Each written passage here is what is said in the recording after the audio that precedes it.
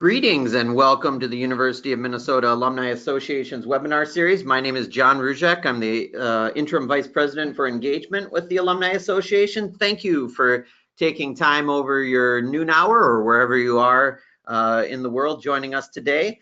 We have a really great topic coming up with two political science professors from the University of Minnesota as they preview the upcoming 2018 midterm elections. So stay tuned for a really great presentation, and there'll also be time for some Q&A afterwards. Just a quick few announcements. Today's webinar is part of an ongoing free series being offered by the University of Minnesota Alumni Association, where we have conversations with experts about career, life, and learning topics. Initiatives like this webinar series are made possible in part by our Alumni Association members. So if you are a member, thank you so much. Because of our members, we can create powerful opportunities and ignite success for current students and more than 485,000 alumni around the world. And if you'd like to learn more about the Alumni Association, just visit umnalumni.org/membership. Some great webinars coming up in October. We have, for the rest of the month, we have a couple career topics coming up that you can see here. And then also on December 6th, we have some colleagues from the USD Department of Human Resources talking about getting hired at the U, which is often a very frequently asked question that we hear here at the Alumni Association. And last but not least, thank you to our partner and webinar supporting sponsor, Liberty Mutual Insurance. Just a few housekeeping items about using GoToWebinar. You have used the presentation listening using your computer speaker system by default. If you'd prefer to listen over the telephone, just select telephone in the audio pane of your GoToWebinar control panel and dial-in information will be displayed. If you have experience with audio difficulties, you might want to move over from a wireless to a hardline connection or close any unnecessary applications on your computer. Questions are welcome, and after our professors here today are done presenting, you will have an opportunity to ask questions, and so we just ask that you type them into the questions pane on your GoToWebinar control panel. And now it is my pleasure to introduce today's speakers, Professors Andrew Karsch and Kathryn Pearson of the Department of Political Science and the College of Liberal Arts at the University of Minnesota. Professor Karch's research centers on the political determinants of public policy choices in the contemporary United States, with a special focus on federalism and state politics. Kathryn Pearson is an assistant professor specializing in American politics. Her research focuses on the United States Congress, congressional elections, political parties, and women and politics. So both to Professor Karsch and Professor Pearson, welcome. Thank you, great to be with you. All right, and we'll toggle over to Professor Pearson's slides to kick us off. Great, thank you so much, John, and thank you everyone who is out there. This is definitely a different setting than the classes that perhaps I hope maybe some of you have taken in Anderson Hall or in Blagan, because I can't see you, but later you'll see me and Andy when we have a chance to ask questions. So today's focus is, of course, the 2018 midterm elections. And as you all know, that means that voters across all 435 districts will be voting for a House candidate, and there are 35 Senate races. Of course, Senate terms are staggered for 6 years, and 1/3 of the Senate is up every 2 years. And we know that in Minnesota, we actually have 2 Senate elections in this cycle. But I want to talk first really about the differences between midterm elections and presidential elections. Presidential elections are probably what come to mind first when people think about voting in elections. And that's not surprising. Turnout in presidential elections is typically higher, between 20 and 30 points higher than it is in presidential elections. Most Americans are used to going to the polls every 4 years, but again, fewer go every 2 years. And that drop off disproportionately usually favors Republicans, because Republican voters tend to be somewhere between 3 to 5 points more regular in their voting habits. But of course, everything is not always equal, and the president's party and presidential approval in the economy vary from midterm cycle to midterm cycle, and they play a huge role in the results of midterms. We know that all else equal, the president's party is at a disadvantage in midterm elections. And in fact, in midterm elections since 1862, the president's party has averaged losses of about 32 seats in the House and more than 2 seats in the Senate. And there have only been 3 elections in the entire last century where the president's party gained seats in the House of Representatives, 1934, 1998, and 2002, and only 2 cycles where the president's party has gained seats in both chambers. So why is the president's party at a disadvantage in midterm elections? Well, political scientists refer to this as the surge in decline phenomenon. When a president is elected or re-elected, they tend to help their party's candidates win in congressional elections during presidential cycles. And so 2 years later, without the presidential candidate at the top of the ticket, some of those members of Congress who were brought in on the president's coattails are disadvantaged. But of course, not every election cycle is equal. Some election cycles in midterms tend to be wave elections where the president's party can be very much disadvantaged, and that those wave elections where the president's party loses 30, 40, 50, 60 seats tend to be when presidential approval is low and the economy is not doing well. Thinking about 2018, the economy is actually doing well. And many analysts have observed that given how well the economy is doing, it tells us something that presidential approval is well below 50%. Because typically when the economy is doing as well as it is today, first-term presidents, in fact, all but one other, enjoy approval ratings of above 50%. But President Trump's approval ratings have hovered in the high 30s, low to mid 40s throughout the last several months, suggesting that Democratic candidates are particularly advantaged in 2018 and above and beyond the midterm election effects. I want to talk about more specifically U.S. House races. So Democrats would need to pick up 23 House seats to take majority party control of the U.S. Congress. And the demographics are such that that is possible. 23 of the 241 House Republicans currently serving actually represent districts that Hillary Clinton won. Now, only 3 of them won by less than 5%, so certainly in 2016, those Republicans seem fairly safe. Those are many of the Republicans who are now vulnerable. I want to show you a map of those 23 House Republicans who hold seats that voted for Hillary Clinton. And all of the Minnesota viewers out there will see that one of the Minnesota districts is red, and that, of course, is Minnesota's 3rd district, currently held by Eric Paulson. And although Eric Paulson won handily in 2016 by large margins, Minnesota's 3rd district also went for Hillary Clinton over Donald Trump by 10 points. So just the demographics of that district set it up to be quite competitive. Now I want to turn to a map of the 12 district where House Democrats hold seats that voted for Donald Trump, because of these, of course, are the Democrats who, just looking at the demographics, would be the most vulnerable in 2018. And once again, I assume that all eyes are on Minnesota, and there are actually 3 districts in Minnesota currently held by Democrats that voted for Donald Trump. Over on the left-hand side of Minnesota is, of course, Minnesota's 7th district, held by long-serving incumbent Collin Peterson. Trump actually won Minnesota's 7th district by around 30 points, but yet Collin Peterson is largely viewed as being quite safe for re-election as a longtime, very moderate Democrat who is also the ranking Democrat on the House Agriculture Committee. Now, the 1st district and the 8th district in Minnesota are in quite different situations.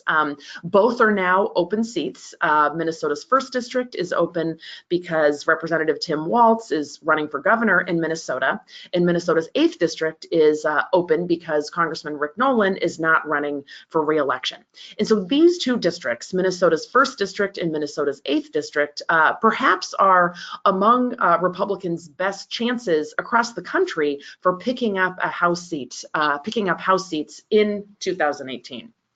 And so you can see here that demographics really matter, but there are a whole lot of other competitive House seats across the country. So this map comes from Roll Call, which if you're not familiar with Roll Call, I highly recommend it. It's the newspaper, one of the newspapers of Capitol Hill, where you can get both political and policy related information about what Congress is doing in congressional elections. And you can see here on this map that the majority of seats are deep red or deep blue, which is to say they're not competitive at all. They're perfectly safe for one party or the other. That amounts to 186 seats that are safe for Democrats and 163 seats that are safe for Republicans. But anything other than the deep red or deep blue is a congressional seat that is at least somewhat competitive. And the lighter the seat gets, or in the case of toss-up seats, the yellow seats, those are the more competitive seats.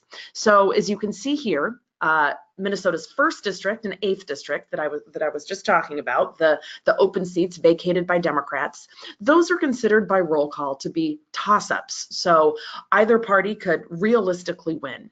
We see Minnesota's 2nd and 3rd district, interestingly, Roll Call considers those to be leaning slightly toward the Democrats. In other words, giving the Democratic challengers in the 2nd and 3rd district a slight edge.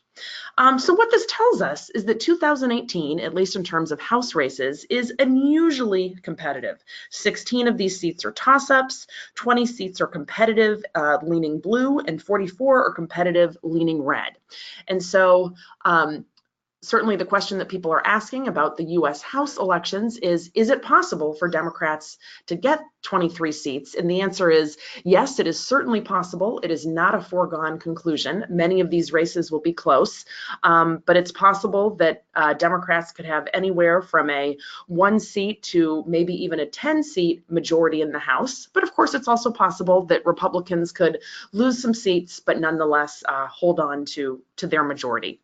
And in terms of policy consequences, this has considerable implications. It would mean that instead of enjoying unified party control, that we would have divided government. And although it would be very difficult for majority party House Democrats to get any of their agenda passed, it would mean that they would control committees, and specifically committees that were able to investigate the executive branch and President Trump. I want to turn now to US Senate elections. Republicans have a massive structural advantage when it comes to Senate races in 2018. While Democrats only need 2 more Senate seats to be in the majority, that would actually be an extremely tough climb for Democrats.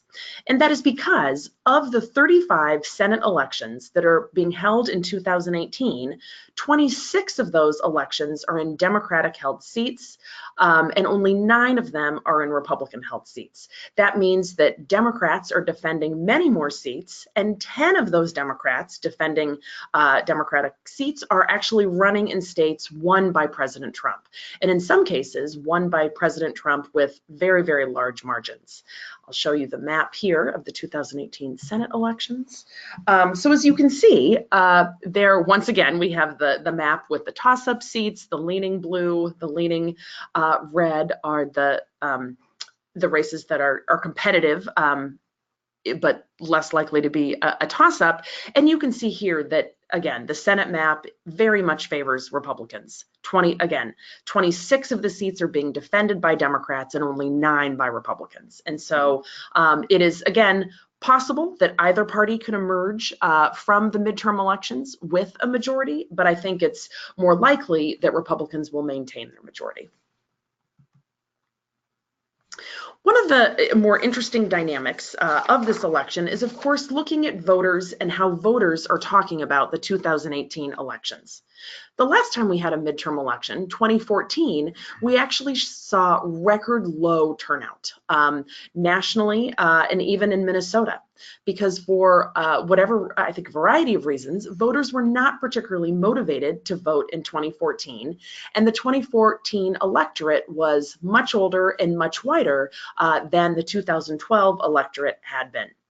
Looking to 2018, Democrats have been, at least they've been telling pollsters and voting in primary elections, as though the November elections are very important to them.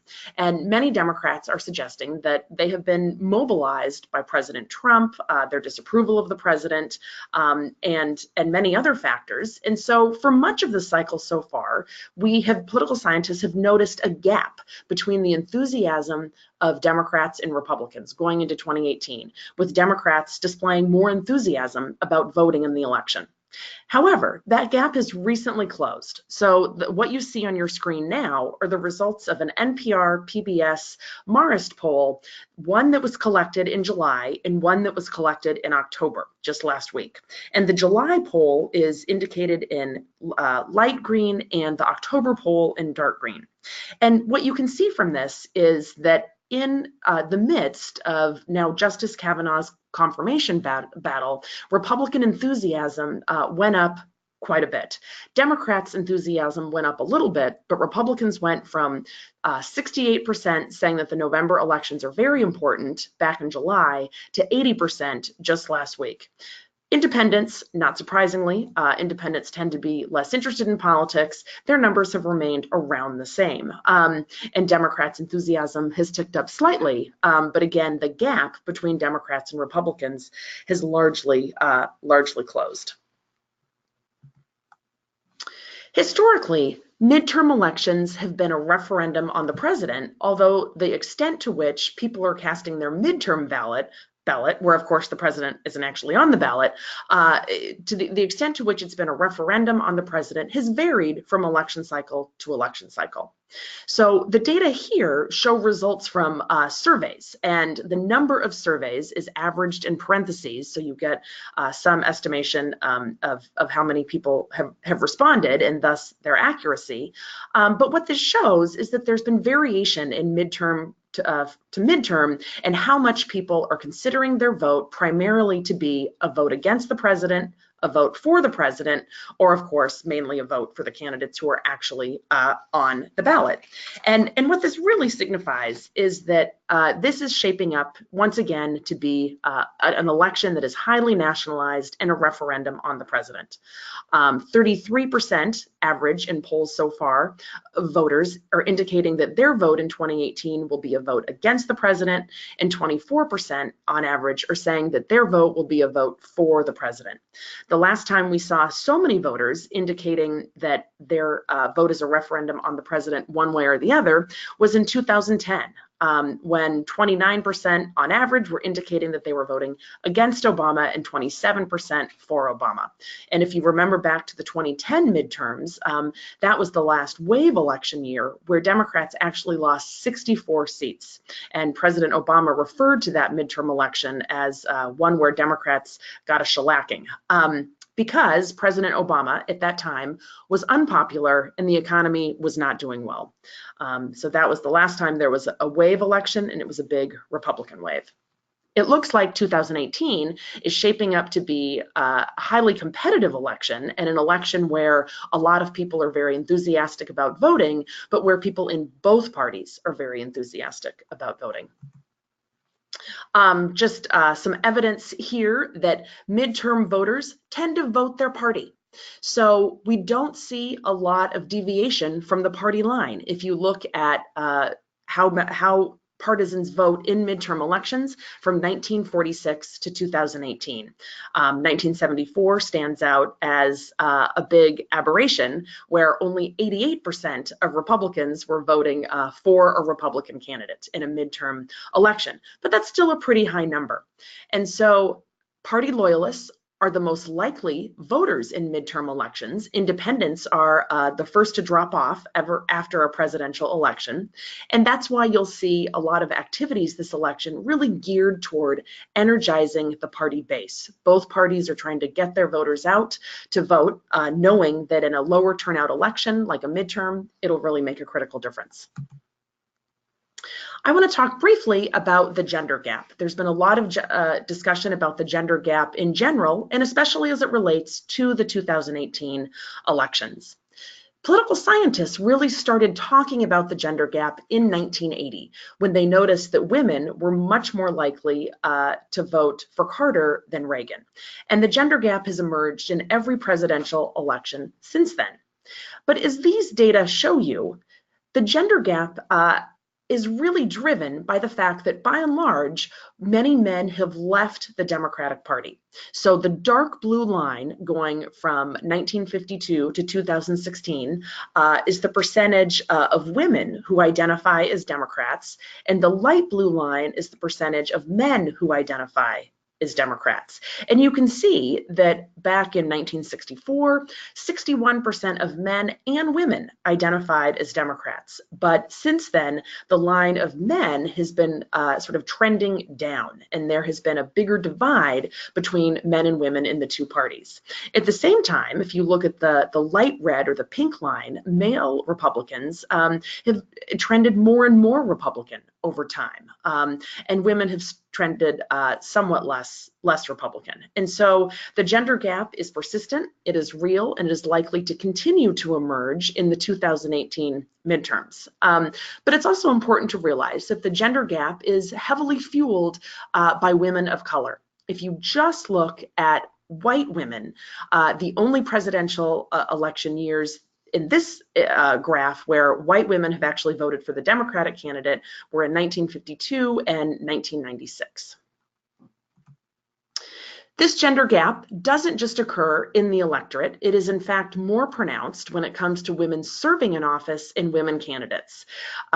This is by Congress, the number of women in Congress, and it has been increasing since the 101st Congress, the late 1980s, but ever since the 1992 elections, the increase has really been fueled by women in the Democratic Party. Women continue to be underrepresented at every level of office. I'll just show you this relatively quickly, but women comprise only 19% of the US House of Representatives, and 69% of women in the House are Democrats, 23% of the US Senate, 26% of all state legislators, 32% of Minnesota's legislators, 6 governors, and 19% of mayors. And in all of these categories, except for the 6 women governors, Democrats have a fairly big edge. And looking at the question of why so few women serve in office, scholarly research shows that when women run for Congress in the state legislature, women win at the same rate as men. So what's the problem? Not enough women are running. That is changing somewhat in 2018. A record number of women filed as candidates for Congress, both women of both parties running for the US Senate and women in the Democratic Party running in the House. The previous record for Republican women was in 2010, when 128 Republican women ran for Congress compared to only 120 today. By contrast, 356 women in the Democratic Party filed to run for the US House. Of course, not all of these women made it out of their primaries, but if you look at the women who did win primaries in 2018, women won their primaries at higher rates than men. All in all, and in particular, the most striking differences are among non-incumbent candidates, where more Republican women and more Democratic women won their primaries. But once again, the partisan gap in women's candidacies remain. If you look at the far right-hand column, looking at the nominees, a higher percentage of the nominees in each party, in each chamber, are women in the Democratic Party. So 43% of the nominees in the Senate and the House are women, compared to 22% of women in the Republican Party in the Senate and 13.3% in the House. All of this amounts to more women running on the ballot in 2018 than ever before. 29% of general election candidates in the House, 32% in the Senate, and bear with me, 22% of gubernatorial candidates. But what are women's prospects? Well, if a woman won every race for the House in which she was competing, 208 women would serve in the House. However, 91 of those women are likely to lose because they're running in a district that favors the other party. 32 are in toss-up races, too close to call, and 85 are in safe races. So according to the New York Times, that means that somewhere between 20 to 24% of the House is likely to be comprised of women, and women in the Senate could increase to 25%. Also in 2018, a record number of women are running for the state legislature. Around 25% of all candidates are women. A total of 3,564 women candidates are running in 2018, up 28% from 2016. 2/3 of those women are running for open seats or as challengers. And once again, there's a partisan gap in the number of women running, where 67% of the women candidates who are running are Democrats, and of all Democratic candidates, 44% are women, and of all Republican candidates, 21% are women. I'll just close with my last slide here with the record number of women running for the Minnesota House. 98% of women running in there are 98 women running in 2018, and only 38 of them are incumbents. 63 women are running on the DFL side, and 25 women are running as Republicans. So this definitely bodes well for an increase in the number of women running in Minnesota as well. And although this trend is national, occurring in state legislative races across the country, it is likely to boost Minnesota's ranking higher than its current 11% of all women. And this seems like a good segue to turn it over to Professor Karsch, who will talk more about states and American elections. Great, thanks, Kathryn. This actually is the perfect place for me to jump in, as I think most of you are aware, most of our attention, most of the media's attention, pundits' attention is on Congress. And so what I hope to talk a little bit about today are the states of the 2018 election at the state level. And I would argue that in some ways the stakes are just as high at the state level as they are in Congress. So let me just begin by talking about where things stand at the moment. And so here you can see the percentage of seats, state legislative seats held by each party at the state level going back to 2009. And so if we think about what's happened over the last decade, what we've seen is a massive growth in Republican control of state government, Republican strength more generally at the state level, and conversely, really something of a massive collapse of Democratic strength at the state level. And so in this chart, what you see is the proportion of state legislators in the United States who belong to one of the two major parties. There are over 7,200 state legislators in the US. About 56% of them are Republican, about 42% of them are Democratic. Now, there are other ways of thinking about the balance of power between Republicans and Democrats at the state level. And so if we just look at the control of the state legislature, there are now 31 Republican states, 14 Democratic states, 4 divided states, and Nebraska. Nebraska has a unicameral, nonpartisan state legislature, although I'll let you in on a little secret. It's controlled by Republicans.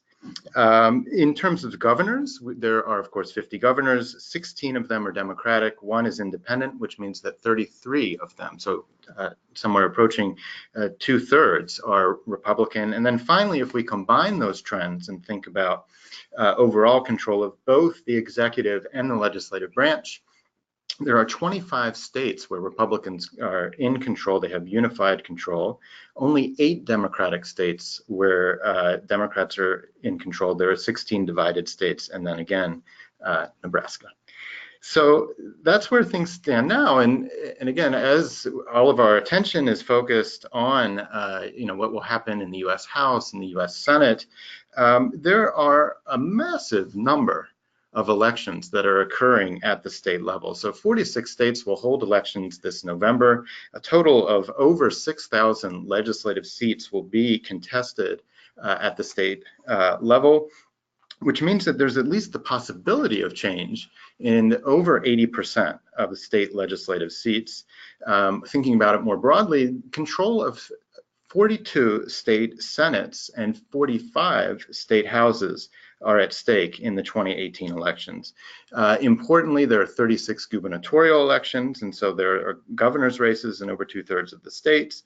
And one thing that is often forgotten about is that voters at the state level not only get the opportunity to select their office holders, but they also, in about half the states, have the opportunity to vote directly on policy alternatives. And so in 2018, voters in some states across the country will get to vote on things like marijuana legalization, public school funding, increases in the minimum wage, various tax measures and bond issues. And so there is a lot going on at the state level. Here in Minnesota, there is, of course, an open seat gubernatorial election that looks to be quite competitive. All the House seats in Minnesota are up for election, and there is one special election in the Senate that actually will determine control of the chamber moving forward. So the question you might ask is, well, okay, so there's a lot going on, but so what? You know, why should we care so much about what's going on at the state level? And in one sense, one reason why we might care is because the states provide something of a talent pipeline for Congress. So many members of Congress previously served in state legislatures, either as a state senator or a state representative, future US senators, even future presidents may get their start in state politics. But often forgotten is the fact that states themselves are just independently powerful. So what you see on the screen is a quote from James Madison. And so when he was defending the US Constitution and when it was being considered for ratification, there was a concern that it centralized power at the national level and left the states in a position of great weakness. And Madison has this very famous quotation where he says, "The powers delegated to the federal government are few and defined, but those which are to remain in the state governments are numerous and indefinite." And I want to talk on just one of the powers that the states have, which is the power to determine the rules of the game and to think about the implications of state governments on national elections. And so I want to turn to a specific clause of the Constitution. This comes to us from Article 1, Section 4 of the US Constitution. It's known as the Election Clause. And basically what the Elections Clause does is it gives the states the responsibility for administering national elections. You can see the language on the screen. I'll just note for the record that choosing is misspelled because James Madison misspelled it. I know how to spell it myself, but the clause says the times, places, and manner of holding elections for senators and representatives shall be prescribed in each state by the legislature thereof. But the Congress may at any time by law make or alter such regulations except as to the place of choosing senators. So there are some guidelines within which the states operate, some guidelines set by the national government, but by and large the states are governing the process through which we elect members of Congress and the president for that matter as well. So the implication of that is that the decisions that are made by voters this November in terms of state politics will shape the electorate and its options for years to come. And so I want to talk about two ways in which that's true. And the first is to think about a phenomenon that many of you may be familiar with, which is redistricting. And so part of the importance of this year's elections in particular is the fact that we're just 2 years away from the next cycle of reapportionment and redistricting. So reapportionment is the process through which US House seats are reallocated every 10 years based on the census, based on population. So you can see on the right, that's the current legislative map for the state of Minnesota. There's some talk that after the 2020 census, Minnesota may only have 7 congressional seats rather than 8, and so the redistricting involved there will be quite dramatic and a big issue to watch.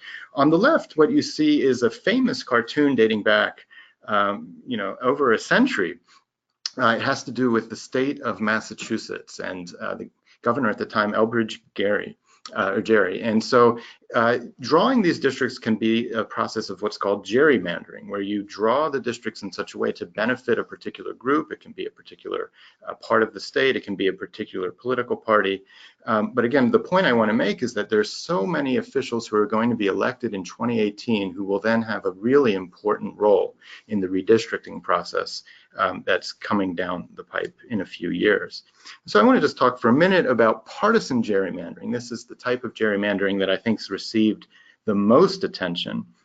And so it probably comes as no surprise that House districts can be drawn to the advantage or the disadvantage of one party or another. And over time, the technology that lawmakers, typically state legislators, use to make these decisions has improved to such an extent that this exercise can be incredibly precise. And so what you see on the screen is a set of congressional districts, current congressional districts. This was put together through the New York Times, and there's some of the, as the Times says, most contorted electoral districts in the country, where you can see how districts were drawn in a particular way, maybe just incorporating a highway or something very narrow to be drawn to the advantage of one party or another. My favorite is the Pennsylvania 7th. With, as the father of 3 kids, it looks like Minnie Mouse is kicking Mickey Mouse in the rear end there. And there are other, examples as well. So both parties engage in this sort of gerrymandering, but because 2010, as Kathryn has already explained, was such a great year for the Republican Party, they had control over this process at the state level. And so they've been able to use, to leverage that advantage over time. Now the question, one question is whether change is on the horizon. The Supreme Court has heard multiple cases on the topic of partisan gerrymandering. It seemed as though they were sort of interested in maybe developing a judicial standard, but ultimately the court decided to punt. And so what that means is that states themselves have moved in to fill the vacuum. And as you can see, what's going to happen this November is that residents of a handful of states will actually have the opportunity to change the way congressional districts and state legislative districts are going to be drawn.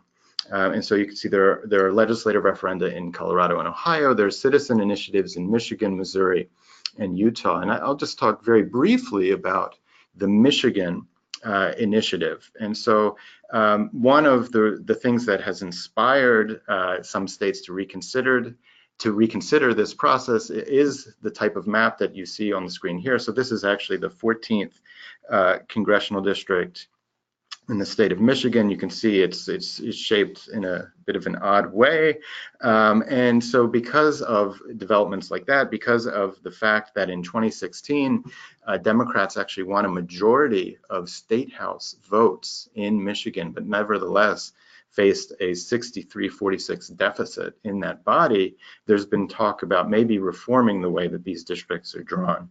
And so this initiative would create what is essentially an independent redistricting commission made up of 4 Republicans, 4 Democrats, and 5 independents. And so it would involve a very complicated process through which there would be or the hope would be that it would result in a set of more competitive districts that didn't privilege or favor one party over the other. It's an incredibly complicated initiative, one of the most complicated in the history of the state, but it bears watching. Actually, right now, it seems like there's sort of soft support for the initiative, but a lot of voters in Michigan haven't really learned much about it. And so we'll see what they learn over the next month or so. So that's one way in which state governments can shape the rules of the game. And the second way that state governments can really affect the rules of the game is by determining who gets to participate. And so if I were to ask you, what does it mean to be a member of a political community, or what are some of the privileges that go along with membership in a political community, chances are many of you would talk about the right to exercise voice, right, to become involved in the political process, to have your voice heard. And of course, there are many, many ways that you can exercise your voice and attempt to be heard. One of the most important of those ways is voting. And so voting might be one of the most fundamental ways to participate in politics in a representative democracy like the United States, and voting rights have really moved front and center. And the reminder that I want to offer this afternoon is that states decide in some ways who gets to exercise this right to vote, and they also get to decide how easy it is or how challenging it is for them to exercise their right. And so what you see here is one of the ways in which states vary in terms of how they treat residents and sort of in terms of the right to vote. And so felon disenfranchisement is an issue that draws attention from time to time. And basically, it's a question of how those who are convicted of felonies should be treated as voters, or I guess more accurately, as potential voters. And so you can see that in Vermont and in Maine, felons can actually vote from prison. But there's very wide variation in terms of how states treat these individuals. In some states, they have to wait until their sentence is concluded. In other states, that extends to parole or parole and probation. There are even some states in which there's sort of a post-sentence time for which individuals cannot exercise the right to vote. In some cases, that right is revoked permanently. And so one item that is worth watching, I think, is actually an initiative in the state of Florida, which in some ways has flown, surprisingly, at least to me, has flown under the radar this November. And so basically, this is an initiative, it's called Proposition 4, that would restore voting rights to felons. The state currently has a permanent ban. And according to one recent study, what that permanent ban means is that approximately 21% of all Black residents in the state of Florida are disenfranchised, which is just a staggering number.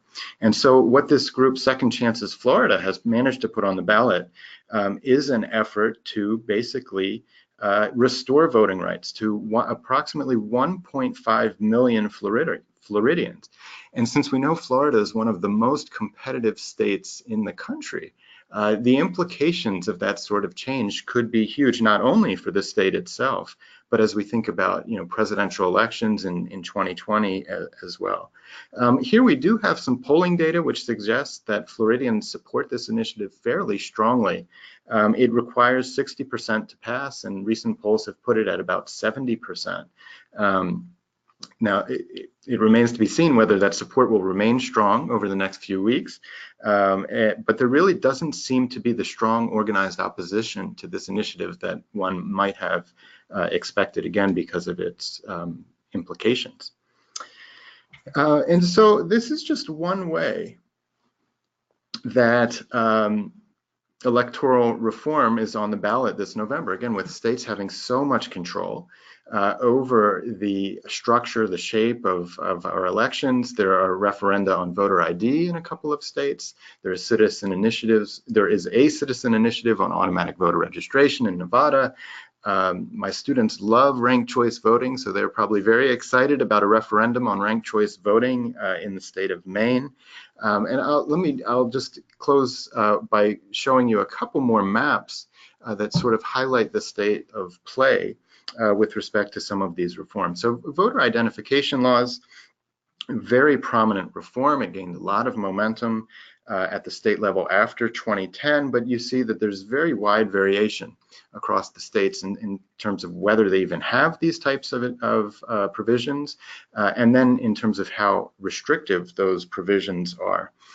One thing to remember is that most of these voter ID laws have a disproportionate impact on the elderly, the young, racial and ethnic minorities, basically anyone who's unlikely to have a government identification. And so this is a really important way in which the rules of the game have shifted in the 2010s. Now, I apologize for the blurriness of this map. This is a more recent movement at the state level, and so I had to decide whether to take the most accurate, up-to-date map that's illegible or one that was a bit clearer but out of date. But really, over the last 2 years, there's been a countervailing trend where many states have implemented what's known as automatic voter registration. And so what that means is that when someone goes to a government office, say to renew your driver's license, you have to actually opt out of updating your voter registration information rather than opting in. And we know that if you have to opt out from something, it's much more challenging to do that. People are less likely to do that. And so what happens is someone goes to the DMV, they enter their information, and that information is transferred electronically to election officials, and the voter database for that state is updated. And so supporters say this is a way to clean up the voter rolls, potentially save the state money, maybe even increase registration rates. But this is an effort in some states, as you can see, a very interesting range of states to try to reduce the barriers to voting. And so in closing, for my last slide, I'll just highlight that voter identification laws and automatic voter registration are they're pushing in diametrically opposed directions. And I think that's reflective of party polarization at the state level. When we think about party polarization in Congress or at the national level, I think people tend to associate it with gridlock and frustration and nothing getting done. But at the state level, what that polarization means is that states can move in wildly different directions. And so some scholars have called this a wild display of federalism.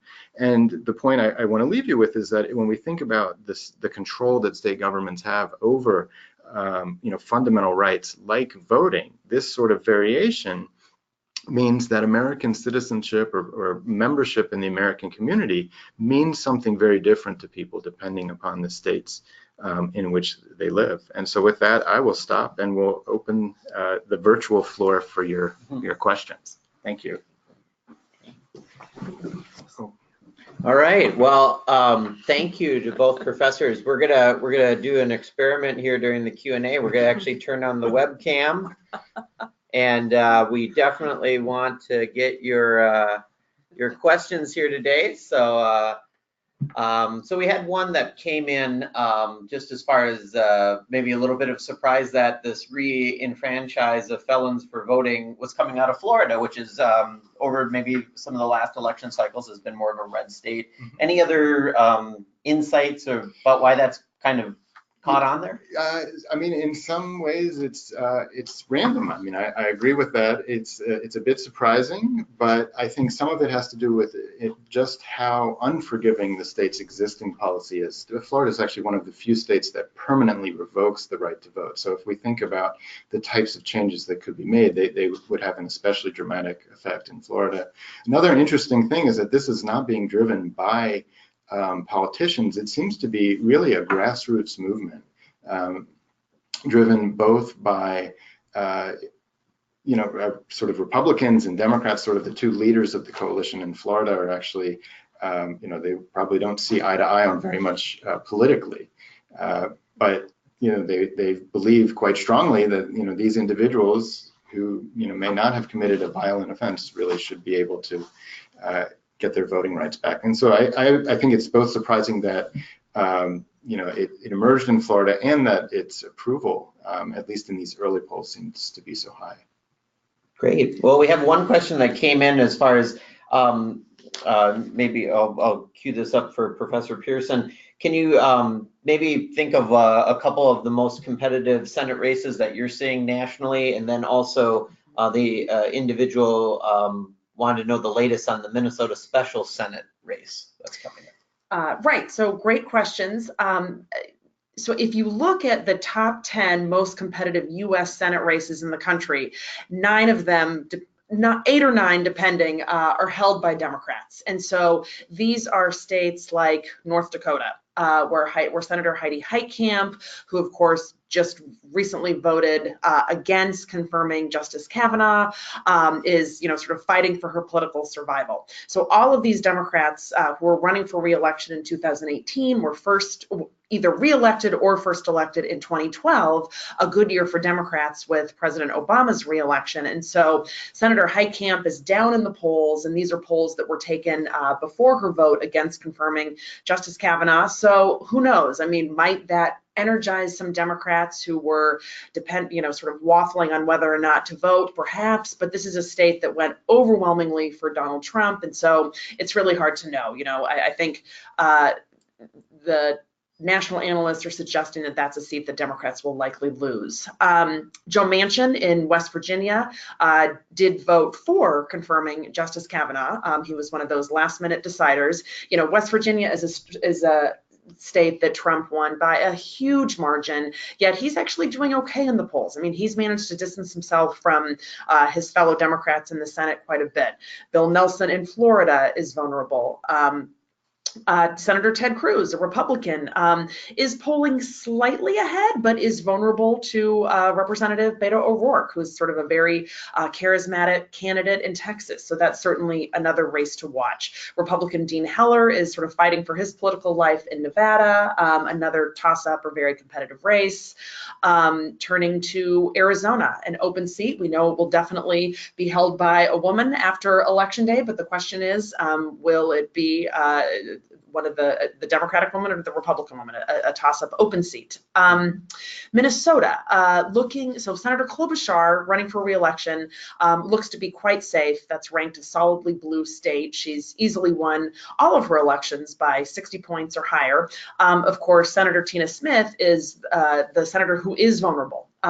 She's given a slight edge and has a slight edge in polls, but not a big one. Her challenger, State Senator Karen Housley, her name recognition is not as high, but she is mobilizing a lot of voters. Of course, she was just highlighted on stage by President Trump. So I think, that is a competitive race. But if that race becomes one of the toss-up races, that means it's going to be a very bad night for Democrats. Thank you. And this question is for Professor Karsch. What are your thoughts on states enacting ranked choice voting for federal offices? Can they do it, and will it become more common? Yeah, that's a great question. As I mentioned, my students are very excited about ranked choice voting, which has started to make inroads mostly in urban elections, occasionally in a few state elections as well. I think the question about whether it would be permissible for them to do that would probably be better directed at our colleague who teaches constitutional law. The Constitution is very clear about the requirements for federal office.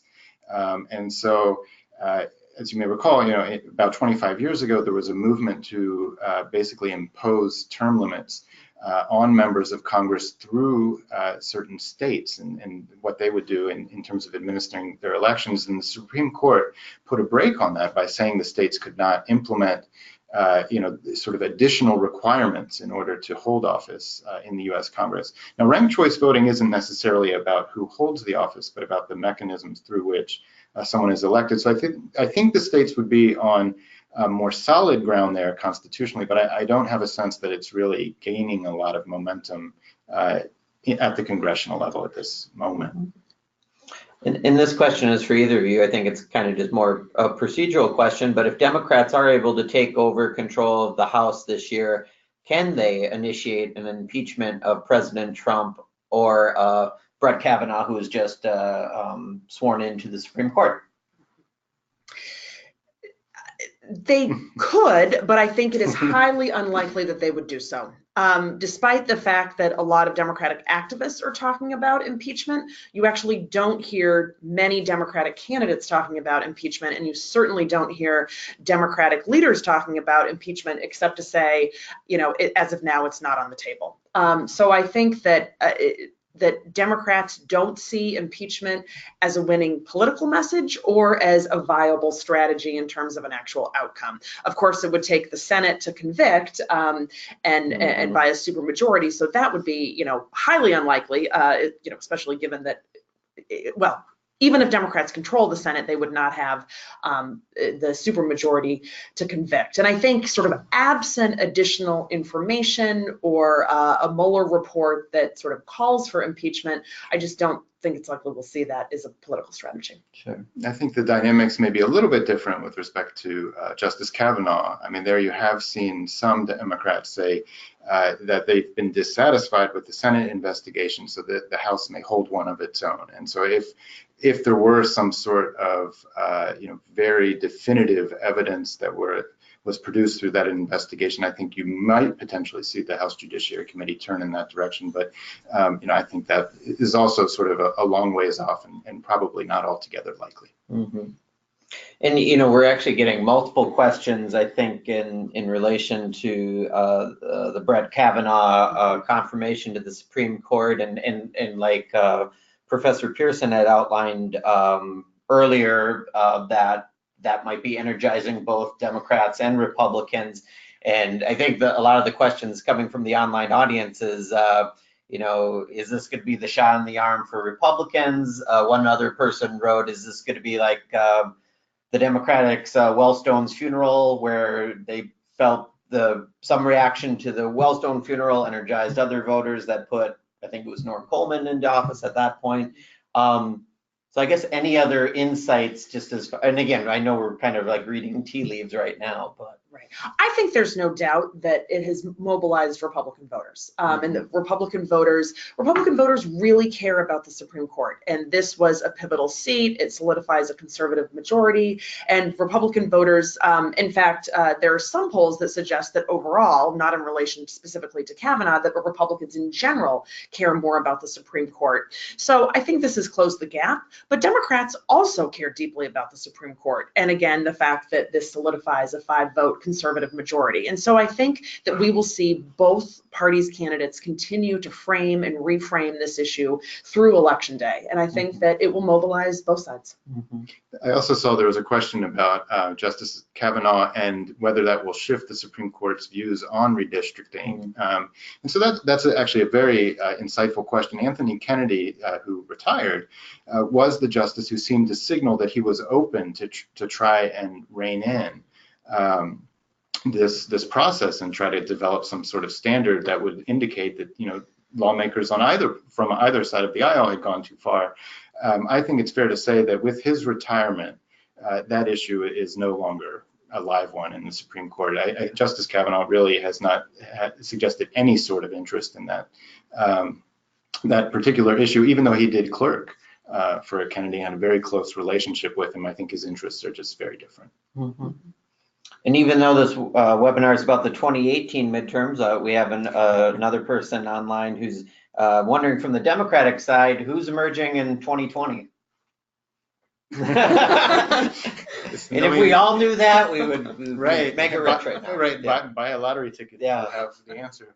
I mean, there is no shortage of individuals who are interested in running. I think if you watch the Judiciary Committee hearings on now Justice Kavanaugh, you saw Senator Klobuchar, Senator Booker, Senator Harris. All of those individuals are almost certainly going to throw their hats into the ring. I think it'll be interesting to see whether there are any, Democratic governors, maybe a Jay Inslee from Washington. Steve Bullock. Yeah, Steve Bullock from Montana, who may also be interested in running.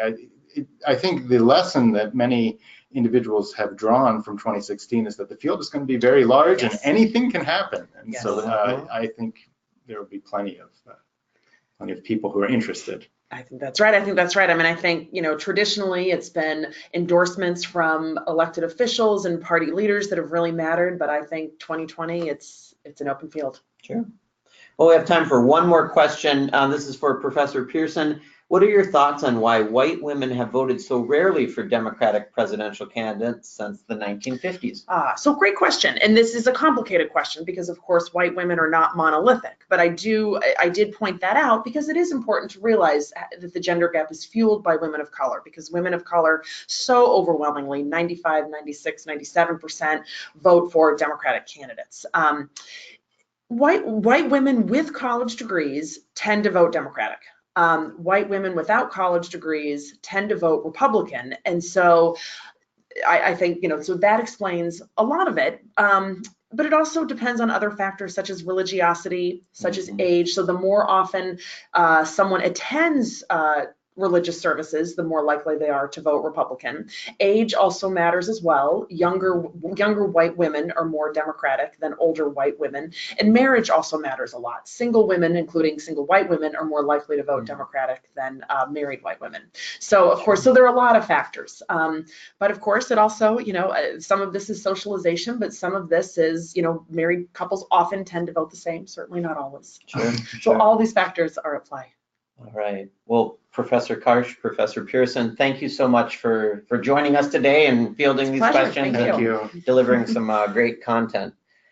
And I'm going to turn off the webcam and then just switch back over to our closing slides. Thank you, everyone, for your questions. A lot of great questions that came online today. Again, we have some great webinars coming up October 11th, October 25th, and December 6th. We might sneak one there in November, so stay tuned for that too. Thanks again to Liberty Mutual, our webinar supporting sponsor. And again, thank you to all of our Alumni Association members who help ignite student and alumni success. And if you'd like to learn more, just visit us at umnalumni.org/membership. Thank you so much to everyone who joined us today, and we'll see you later.